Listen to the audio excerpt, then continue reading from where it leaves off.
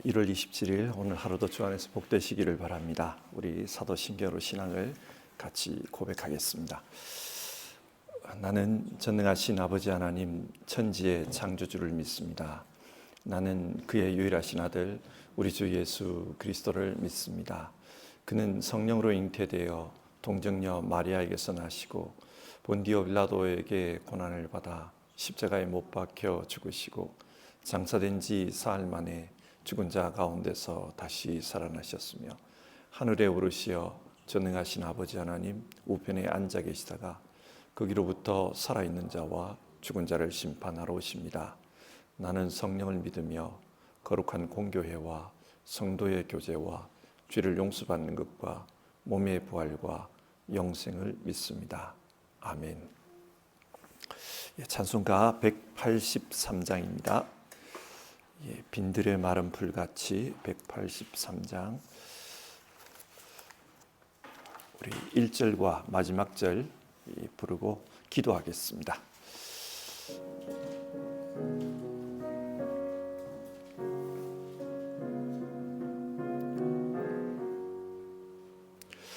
빈들의 마른 풀같이 시들은 나의 영혼 주님이 약속한 성령 간절히 기다리네. 가물음의 마른 땅에 단비를 내리시듯 성령의 단비를 부어 새 생명 주옵소서. 참되신 사랑의 언약 어길 수 있사오랴. 오늘의 흡족한 은혜 주실 줄 믿습니다. 가물음의 마른 땅에 단비를 내리시듯 성령의 단비를 부어 새 생명 주옵소서. 아멘. 같이 기도하겠습니다. 사랑이 많으신 하나님, 날마다 우리와 동행하시면서 우리에게 일용할 은혜들을 내려주시는 것 생각하고 하나님 앞에 감사를 드립니다. 하나님, 우리는 한계가 있는 존재라는 것을 잘 압니다. 그렇기 때문에 하나님의 은혜가 늘 필요하다는 것도 우리가 알고 있습니다. 그래서 오늘 하루의 삶을 살아갈 때에도 하나님께서 우리에게 은혜 주시기를 바랍니다. 전능하신 하나님, 우리는 각자의 삶의 자리에서 하나님이 정해주신 그런 삶의 길을 걸어가고 있습니다. 어떤 사람에게는 육신의 어려움이 있고 사회생활의 어려움이 있고 가정적인 어려움이 있는 이들도 있고 심적으로 곤고한 이들도 있습니다. 하나님, 이런 삶 가운데 성령께서 찾아오셔서 임재하여 주시기를 바라고 또 그 심령에 필요한 은혜들을 주셔서 문제가 있음에도 불구하고 문제를 이겨낼 수 있도록 주님께서 역사해 주시옵소서.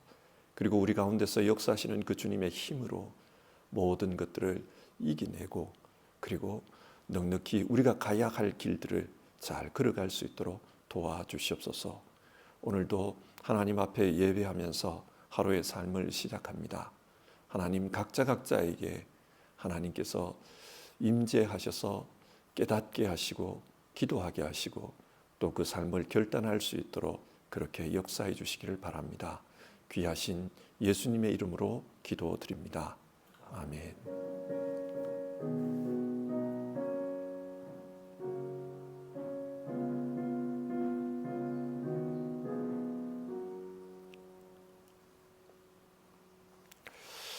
오늘은 누가복음 16장의 말씀을 우리가 같이 살펴보도록 하겠습니다. 누가복음 16장입니다.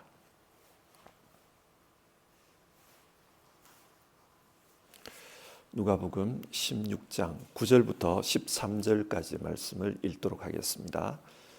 9절에서 13절 한 절씩 교독하고요. 마지막 13절은 같이 읽도록 하겠습니다. 누가복음 16장 9절입니다. 그러므로 내가 너희에게 말한다. 불의한 재물로 친구를 사귀어라. 그래서 그 재물이 없어질 때에 그들이 너희를 영원한 처소로 맞아들이게 하여라.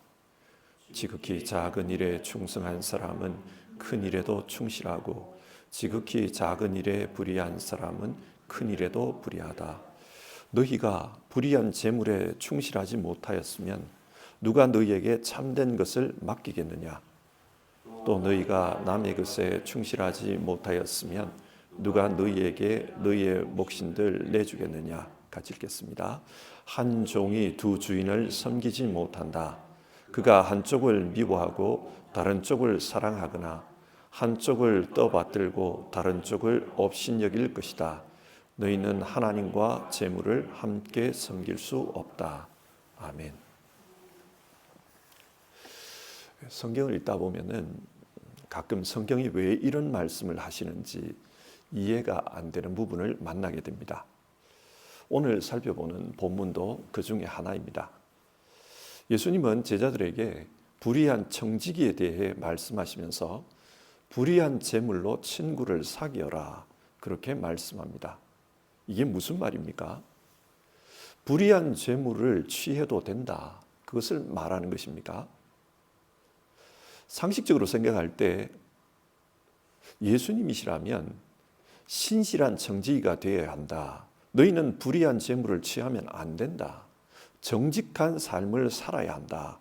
그렇게 말씀하셔야만 할 것 같은데 왜 불의한 재물로 친구를 사귀어라 그렇게 말씀하는 것입니까?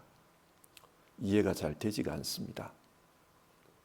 이처럼 본문이 이해가 되지 않을 때는 성경의 전체적인 맥락을 볼 필요가 있습니다. 무슨 맥락에서 이런 말씀을 하셨는지 그것을 따져봐야 합니다. 그래야 그 말씀을 하신 이유가 와닿을 수 있습니다. 누가복음 15장에서 예수님은 잃어버린 자를 찾아 구원하는 이야기를 들려주셨습니다. 예수님은 이런 일을 하기 위해서 이 땅에 오셨습니다. 그런데 잃어버린 자 중에는 탕자의 비유에 나오는 것처럼 둘째 아들처럼 하나님을 떠나버린 그런 사람들도 있지만 첫째 아들과 같은 사람들도 있습니다. 그 첫째 아들은 아버지와 함께 살고 있습니다. 하나님과 함께 동행하는 사람입니다. 그리고 아버지에게 충성하는 사람입니다. 하나님 앞에서 신실하려고 노력합니다. 그런데 결과론적으로 그 아들이 아버지와 충돌하고 있습니다.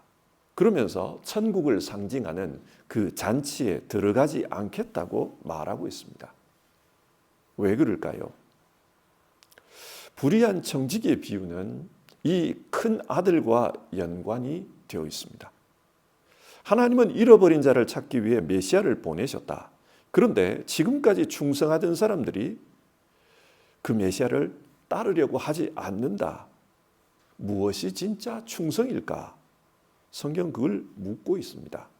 그리고 예수님은 이 불의한 청지기 비유를 통해서 어떻게 신앙하는 것이 진짜 충성된 신앙일까? 그것을 말씀하고 있는 겁니다. 자, 그러면 본문 내용을 좀 더 구체적으로 살펴보도록 하겠습니다. 이 비유에 나오는 청지기는 단순한 종이 아닙니다. 주인의 집안 재산 전체를 관리하는 사람입니다. 고대 사회에서 이런 청지기에게는 어느 정도의 재량권이 있었습니다. 그래서 주인의 재산을 자기가 생각하는 대로 그렇게 움직일 수가 있었습니다. 그런데 이 청지기가 주인의 재산을 계속 낭비하고 있다. 그런 소문이 주인에게 들려왔습니다. 마치 탕자의 비유에 나오는 둘째 아들이 아버지의 재산을 낭비한 것처럼 이 청지기도 주인의 재산을 낭비하고 있다는 겁니다.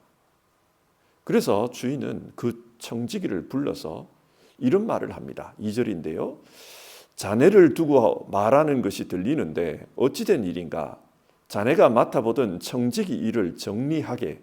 이제부터 자네는 그 일을 볼 수 없네. 주인은 그 청지기를 해고하려고 합니다. 그래서 지금까지 하던 일을 정리하라고 했습니다. 여기서 정리하다, 이 말은 헬라어로 아포도스라는 단어인데요. 이 단어는 지금까지 해온 일을 정리해서 서류로 제출하라, 그 말입니다. 서류 정리를 하라는 말입니다.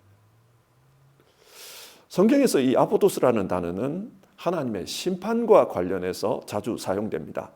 그러니까 이 사람은 지금까지의 삶을 정리하고 하나님의 심판대 앞에 설 것을 준비하라는 말입니다.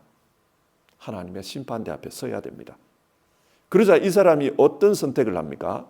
3절인데요. 주인이 내게서 청지기 직분을 빼앗으려 하니 어떻게 하면 좋을까? 땅을 파자니 힘이 없고 빌어먹자니 낯이 부끄럽구나. 이대로 가다가는 큰 낭패를 당하겠다, 그런 생각이 들었던 겁니다. 그래서 현재의 위치에서 최선의 살 길을 찾고 있습니다. 어떻게 했는가? 지금까지 자신과 거래하던 사람들을 불러 모았습니다. 그리고 주인에게 빚진 사람들에게 빚의 상당 부분을 탕감해주는 그런 일을 했다는 겁니다. 5절에서 7절을 보면 기름 100말을 빚진 사람은 50말로, 밀 100섬을 빚진 사람은 80섬으로 고쳐주었다, 그런 말이 나옵니다. 여기서 말로 번역된 이 단위는요, 바트라는 단위이고, 섬으로 번역된 이 단위는 고르입니다. 그래서 탕감받은 그 액수들을 돈으로 환산해 보면 대략 기름 500데나리온, 밀 500데나리온을 탕감해 줬다는 겁니다.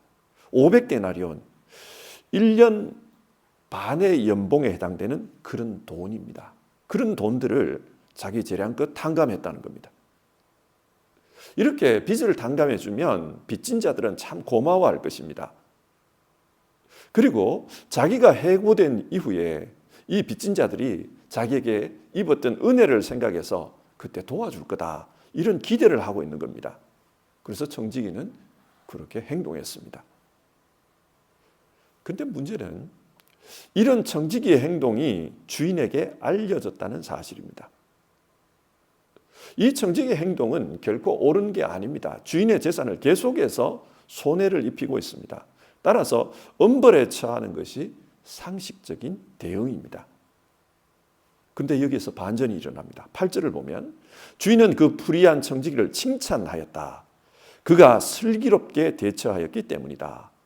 이 세상의 자녀들이 자기네끼리 거래하는 데는 빛의 자녀들보다 더 슬기롭다. 주인은 이 불의한 청지기를 슬기롭게 대처했다고 칭찬하고 있는 겁니다. 여러분, 이 비유가 오늘 우리에게 교훈하는 것이 무엇일까요?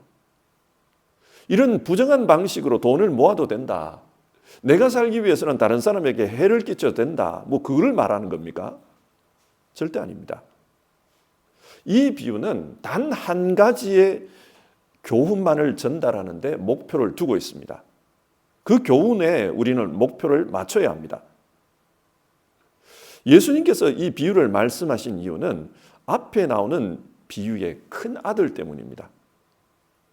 예수님 당시 바리새파 사람들과 율법학자들은 율법만 잘 지키면 하나님 앞에 충성하는 것이다, 그런 생각을 했습니다. 예수님은 그것을 아버지의 살림을 돌보고 있는 큰 아들의 열심으로 표현했습니다. 그러나 그렇게 열심히 아버지를 도왔지만 결국은 아버지와 충돌하고 있습니다. 왜 그런가? 아버지의 마음을 헤아리지 못했다는 겁니다. 따라서 이런 충성은 참된 충성이 아니다, 그걸 말하는 겁니다. 왜 그 아들은 아버지의 마음을 헤아리지 못했는가? 큰아들이 바리새파 사람들과 율법학자라면 율법의 정신을 잊어버리고 율법 계명만 열심히 지킨 탓입니다. 영혼 없는 몸이 죽은 것처럼 정신을 잊어버린 율법 역시 죽은 것입니다. 앞의 비유로 다시 한번 돌아보겠습니다. 탕자의 비유에서 큰아들은 철저히 경제적인 논리로 생각을 합니다. 이 둘째는 아버지의 재산을 탕진했다. 그런데 아버지는 그런 아들을 위해서 지금 살찐 송아지를 잡아서 잔치를 벌이고 있다. 얼마나 말도 안 되는 행동인가. 큰 해를 입힌 자에게 은총을 베풀고 있다. 그런 생각을 하고 있는 겁니다. 아들의 입장은 경제적인 논리입니다. 좀 더 그것을 확장해서 보편적으로 표현하면 세상적인 논리입니다. 그러나 아버지의 입장에서는 이런 경제적인 것보다 자신의 아들이 더 중요합니다. 경제적으로만 보면 이 둘째 아들은 문제 아이입니다. 그러나 그 아들은 돈으로 환산할 수 없는 그런 존재라는 겁니다. 아버지에게 있어서 이 아들은 무엇보다 귀중합니다. 잃었다가 찾은 아들이고 죽었다가 살아온 아들입니다. 그러기에 기뻐하는 것이 당연하다는 겁니다. 뭘 말합니까? 지금 아버지와 큰 아들의 판단 기준이 다르다는 겁니다. 서로 다른 기준으로 생각하면 결과 역시 달라질 수밖에 없습니다. 진짜 아버지께 충성하는 것은 아버지가 중요하게 여기는 그것을 아들도 중요하게 여기는 것이다. 예수님은 그것을 말하는 겁니다. 그러니까 아버지의 기준에 맞춰서 생각해야 한다. 예수님 보실 때 하나님을 섬긴다는 바리새파 사람들보다 세상 청지기들이 이런 아버지의 마음을 더 잘 안다는 것 같다는 거예요. 돈보다 인간관계가 더 중요하다. 돈을 잃더라도 사람을 얻으면 결국 그것은 이득이다. 세상 사람들이 이런 종교인들보다 더 잘 안다는 것입니다. 그래서 결론적으로 이런 말을 합니다. 9절. 그러므로 내가 너희에게 말한다. 불의한 재물로 친구를 사귀어라. 그래서 그 재물이 없어질 때에 그들이 너희를 영원한 처소로 맞아들이게 하여라. 아버지의 기준대로 돈보다는 사람을 얻으라는 것입니다. 사람을 친구로 만들어라. 그러면 그 친구가 영원히 살 집으로 인도할 것이다. 그런 말씀을 합니다. 자, 여기서 우리가 좀 교리적인 생각을 해봅시다. 우리를 영원히 살 집으로 인도하시는 분, 그분이 누구입니까? 먼저는 예수님입니다. 예수님이 우리를 구원으로 인도합니다. 오늘 이 바리새파 사람들과 율법학자들의 입장에서 볼 때 예수님은 친구가 될 수가 없습니다. 그런데 그런 사람을 친구로 만들라는 겁니다. 예수님을 친구로 만들라. 그리고 좀 더 오늘 비유를 살펴보면은 이 친구가 누구냐? 작은 자입니다. 13절을 보면 한 종이 두 주인을 섬기지 못한다. 그런 말씀이 나옵니다. 그리고 누가복음 16장 14절은 돈을 좋아하는 바리새파 사람들이 이 모든 말씀을 듣고 나서 예수를 비웃었다. 그런 말씀이 나옵니다. 바리새파 사람들은 돈을 사랑했습니다. 왜 돈을 사랑하는가? 이들은 율법적인 세계관을 가지고 있습니다. 신명기 28장에 따르면 율법을 잘 믿고 따르는 사람은 하나님께서 물질적으로 복을 주신다. 그걸 믿는 거예요. 따라서 정말 하나님을 잘 믿으면 이 세상에서도 물질의 복을 받는다. 그런 생각을 가지고 있습니다. 그리고 이런 생각에 근거해서 바리새파 사람들은 물질의 축복을 받는 것, 이걸 좋아합니다. 돈을 좋아합니다. 이렇게 돈을 좋아하다 보니 돈보다는 사람을 귀하게 여기라. 돈을 잃더라도 사람을 친구로 얻는 것이 중요하다. 그런 말을 하는 예수님이 이해가 안 되는 겁니다. 가치관이 다릅니다. 그러다 보니 예수님이 친구가 될 수가 없습니다. 그래서 비웃습니다. 하지만 예수님은 너의 재물로 친구를 사라. 그걸 말합니다. 자, 그렇다면 예수님을 믿는 제자들은 어떻게 예수님을 믿고 따라야 합니까? 자기의 재물로 지극히 작은 자를 도우면서 살라고 합니다. 10절인데요. 지극히 작은 일에 충성한 사람은 큰 일에도 충실하고 지극히 작은 일에 불의한 사람은 큰 일에도 불의하다. 지극히 작은 일, 즉 작은 자 한 사람을 돕는 일, 돌보는 일, 거기에 충성하는 것이 예수님께 충성하는 것이라는 말입니다. 마태복음 25장 40절에 나오는 말씀을 기억하실 겁니다.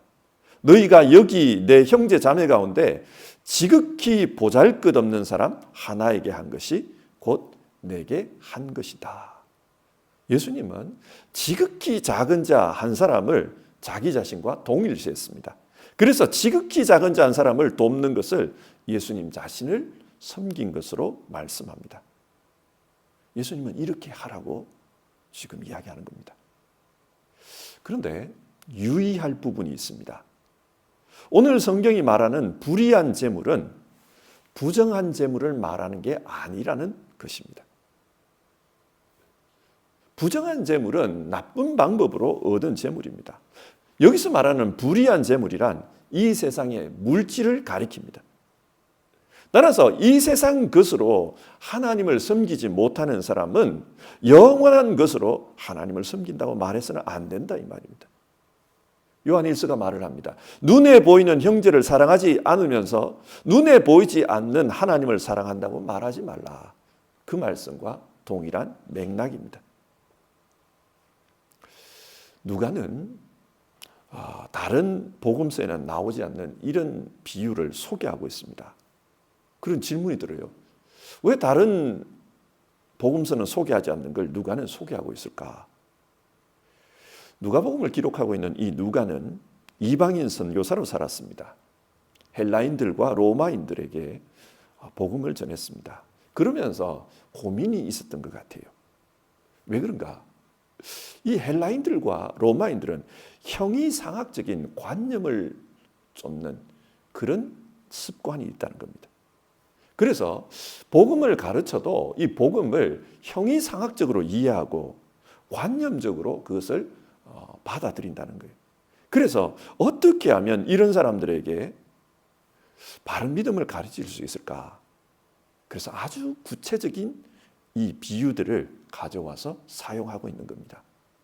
예수님을 믿고 사랑한다는 것은 형이상학적인 사랑으로 끝나서는 안 된다. 구체적인 형제 사랑으로 나타나야 한다. 그것이 예수님께서 제자들에게 가르치신 바이다. 누가는 그걸 말하고 있는 겁니다. 그래서 이것과 관련된 내용이 그 이후에도 나옵니다. 누가복음 16장 19절부터 31절에는 부자와 거지 나사로 비유가 나옵니다. 여기서 부자는 화려한 옷을 입고 날마다 호화롭게 살았다고 합니다. 물질적으로 굉장히 풍요한 삶을 살았습니다. 바리새파 사람들의 기준에 따르면 이 부자는 복받은 사람이고 하나님을 잘 섬기는 사람이면 틀림없습니다. 그러나 그는 자기 자신의 풍요만 즐겼을 뿐 자기 집 앞에 있는 거지 나사로를 돌보지 않았다는 겁니다.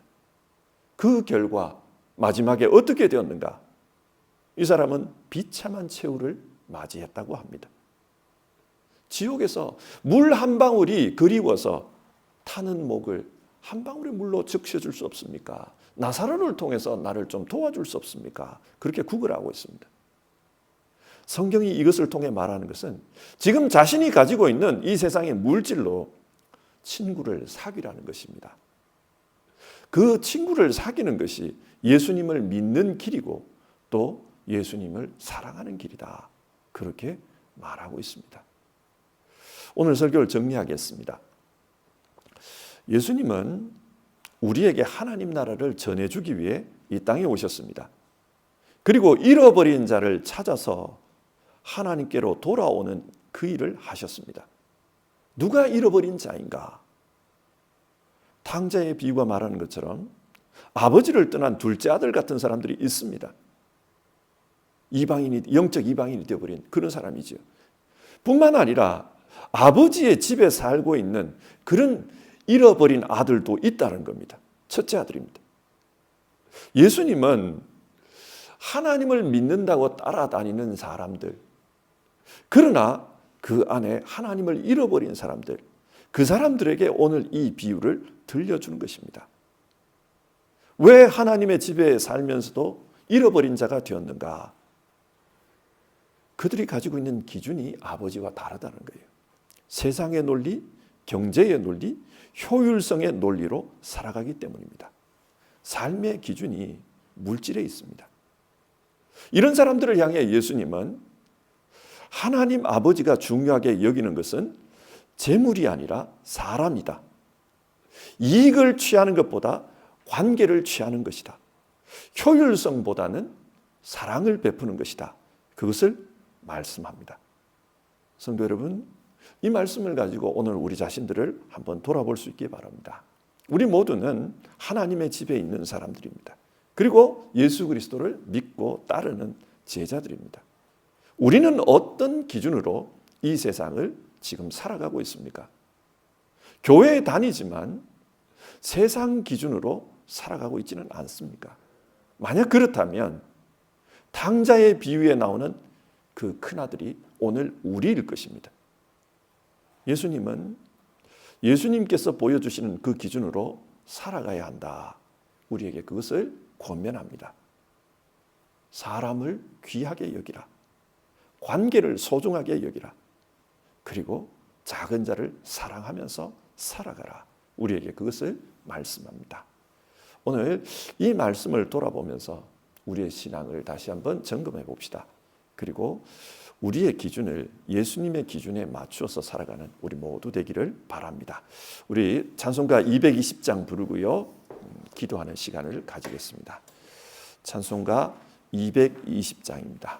사랑하는 주님 앞에 우리 1절, 2절 부르겠습니다.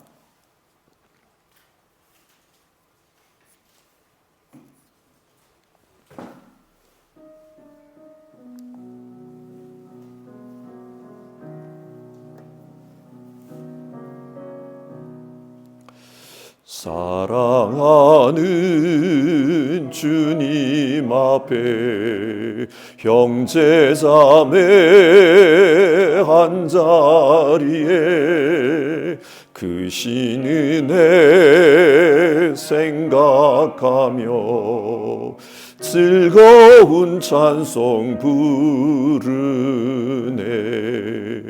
내 주 예수 본을 받아 모든 사람 내 몸같이 환난 근심 위로하고 진심으로 사랑하세.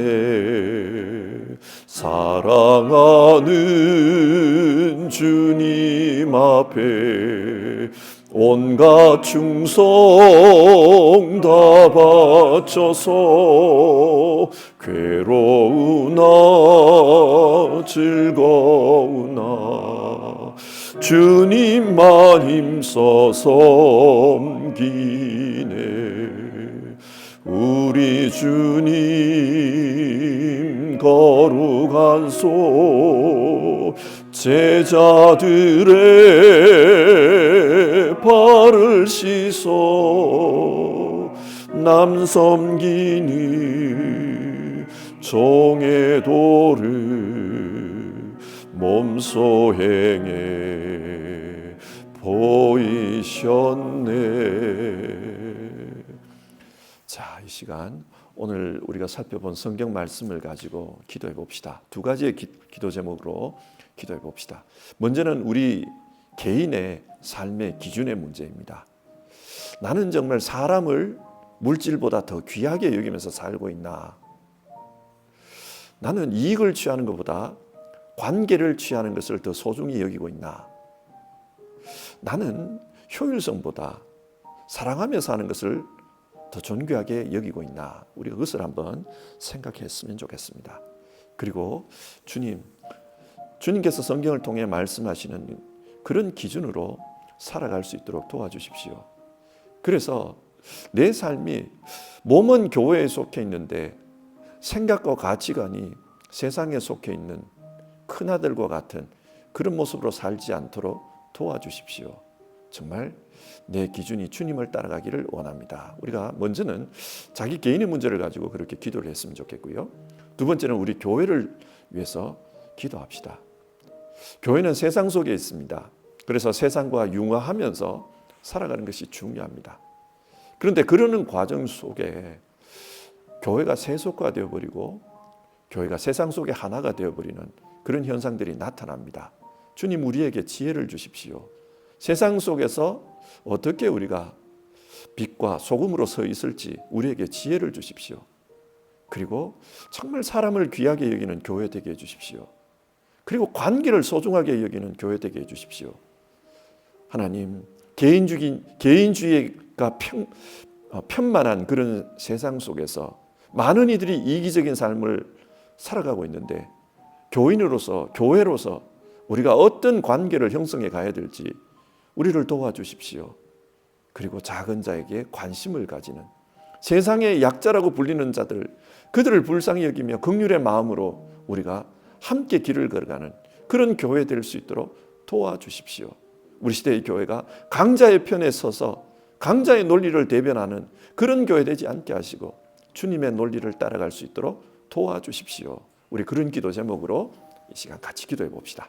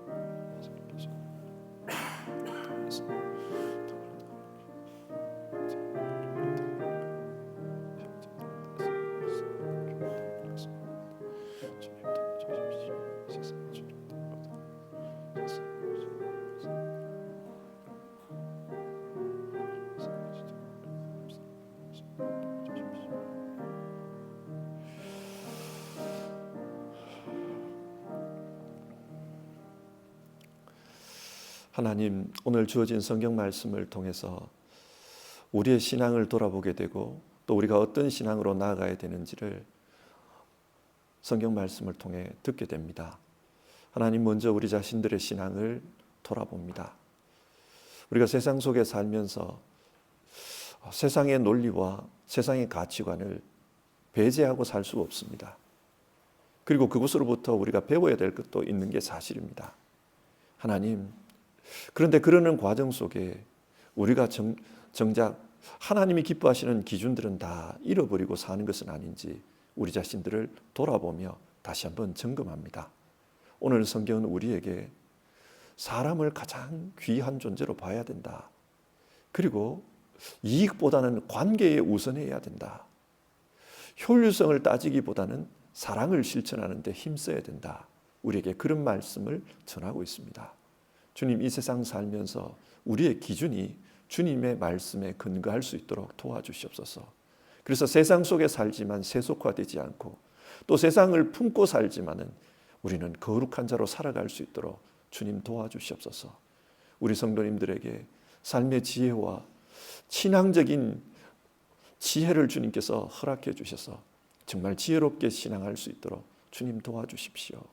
그래서 세상을 품고 가지만 세상에 동화되지 않는 우리가 거룩한 자로 걸어갈 수 있도록 도와주십시오.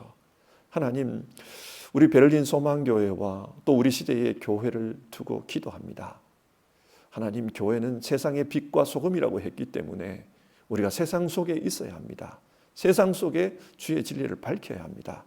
그런데 세상 속에 있으면서 우리 역시 세상으로부터 영향받는 게 사실이고, 그러는 가운데 세상의 논리를 교회의 논리인 것처럼 인식하고 있는 것도 사실입니다.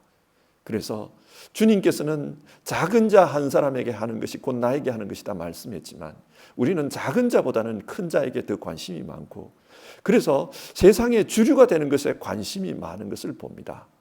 주님, 세상의 비주류가 되어버린 사람들을 품고 또 그 사람들을 주님 앞으로 인도하는데 우리는 관심을 가져야 되는데, 우리 자신이 주류가 되는데 관심을 두고 있는 것을 봅니다. 우리 자신들을 돌아보며 회개하고 또 우리 시대의 교회가 주님이 원하시는 그런 교회로 갈 수 있기를 기도합니다. 주여, 우리 베를린 소망교회를 불쌍히 여겨주시고 바른 신앙으로 나아갈 수 있고 주님께서 원하신 방향으로 나아갈 수 있도록 늘 우리와 함께하여 주시옵소서.